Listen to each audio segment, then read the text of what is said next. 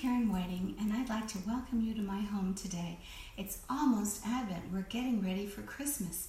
And Advent is the season of the 4 Sundays and the days following them before Christmas Day. And so we're coming up on it in just a couple of days here. And that Advent season means, it comes from a Latin word, Advente Domini, which means the coming of God, the coming of our Lord. And that's what we're getting ready for when we have Advent. So for that, we can use an Advent wreath.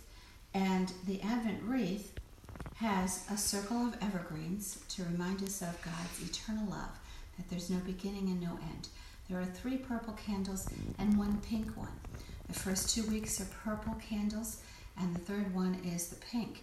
The pink represents joy. The purple represents both penance and royalty, because Christ is our King and He's royal. And each week has a name and it's got a word associated with it. So the first week, opposite the pink candle, is the prophet candle, or the candle of hope.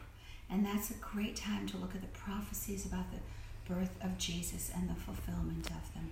The second one is the Bethlehem candle. Bethlehem means house of bread. And it's a great time to think about Jesus being born in a place called House of Bread, who grew up, called himself the bread of life, and gave us the bread of communion.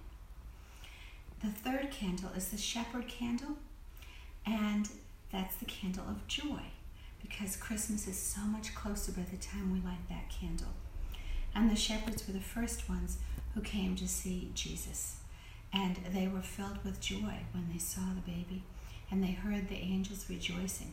And the fourth candle is the angel candle, and it's the candle of love.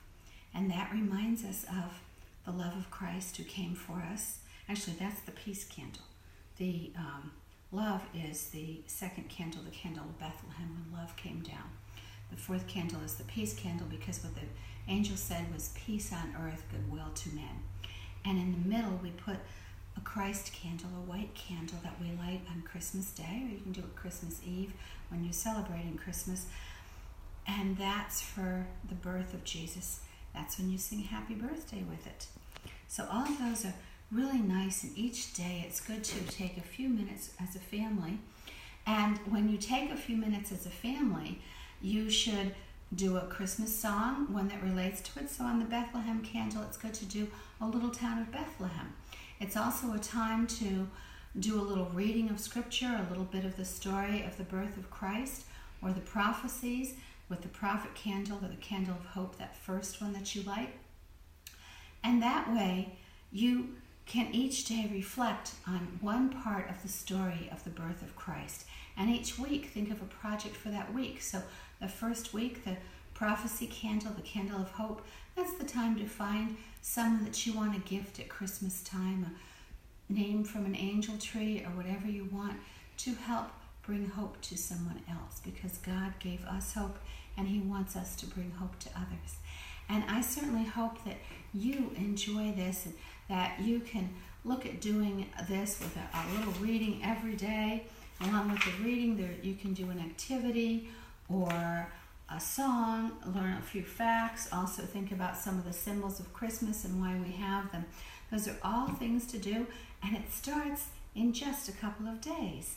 So have a blessed Advent season, and thank you for tuning in. Check out more at my website, www.karenwhiting.com.